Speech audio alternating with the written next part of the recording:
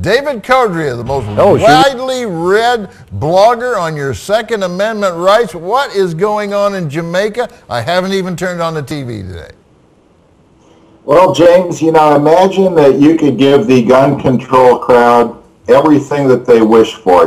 Just wave your wand, make the wish list come true, give them, absolute strict government control on who can own a gun, give them absolutely draconian penalties on getting caught with an illegal gun, making sure that everyone who the government does finally clear and process to allow to have a gun is licensed and is registered.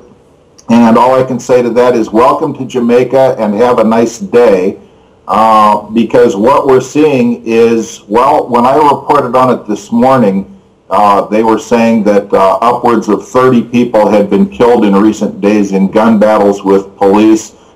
Just a bit ago I checked and the number is now up to 44.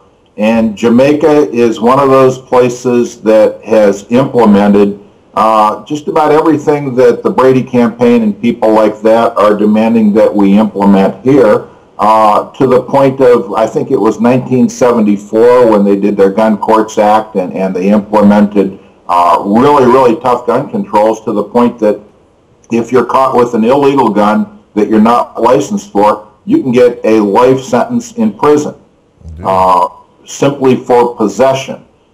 I go into detail and give links today on the process that people who want to have a gun have to go through, including the fact that it seems to be only the elite who manage to get on the list. And possibly one of the reasons for that is the annual fee of $3,000 in order to do that. And when you consider that the average Jamaican figures I was looking at were saying like $3,700 is the annual income over there.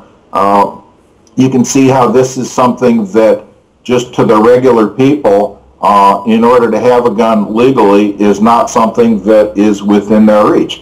However, that does not seem to be stopping the fact that the police, again, are in gun battles with a drug lord. It's an interesting case. This guy's name is Christopher Dudas Koch. He runs an outfit called the Shower Posse that operates out of a West Kingston slum called Tivoli Gardens. And what's kind of bringing this to the head is that the U.S. Justice Department has put out an extradition order on this guy for gun running and for drug running. I guess some of his drugs are showing up in New York and they want to put a stop to that. But lo and behold, we find out that the Prime Minister of Jamaica, a guy by the name of Bruce Golding, has been stonewalling, and those are not my words. That's from MSNBC. The extradition order for 9 months, and again, lo and behold, he's part of the Jamaica Labor Party, which this guy Dudas Koch is part of. His gang go out there and they make sure that that elections are. Well, they just have armed people to make sure that elections go the way they want them. And of course, this is now being hailed by a rival People's National Party. And what goes unsaid there is that this is also a group that has its own barricaded slum neighborhoods. And what these guys do is, it's like Al Capone. He set up soup kitchens during the Depression, and that'll buy you a lot of popular support.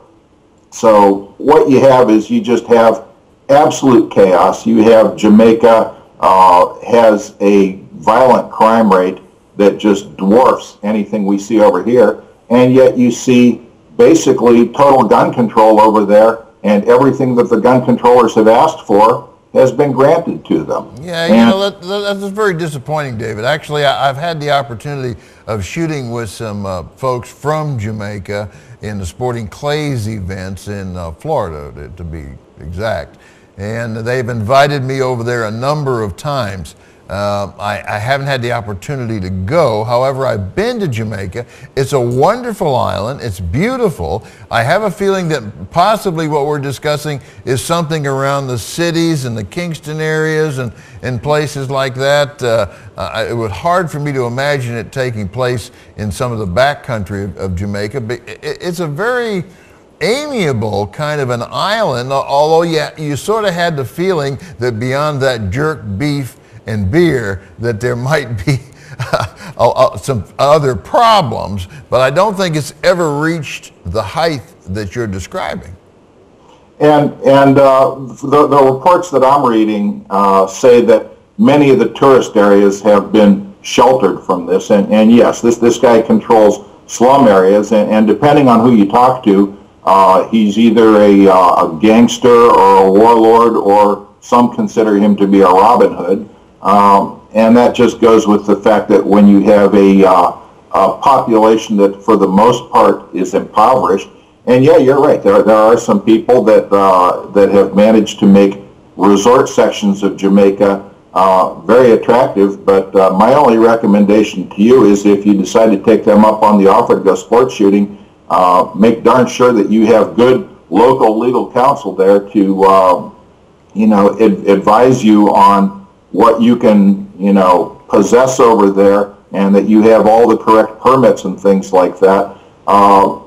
Again, I was talking about the permit itself costs $3,000, and that's a yearly investment that these folks have to make. And I'd just like to read you a quote from the Sunday Gleaner, which is the paper that's down there, and it says, in terms of getting permits and who can get them and who these elite connected people are, says, there's no case of bribery involving persons trying to obtain gun permit. However, a source told the Sunday Gleaner that he had to pay $10,000 each to the 4 police investigators to make sure everything went smooth after sending in his application to obtain a gun permit. So that is pretty smooth, you have to admit. Yeah, well, it's disappointing in the fact that now we're beginning to get that same sort of a Mexico feeling, and yeah, I'm not sure that I want to go to Jamaica tomorrow. As much as I love the country, I'm going to wait for you to settle this down a little bit for us, David, before we load on the plane and take them up on their offer.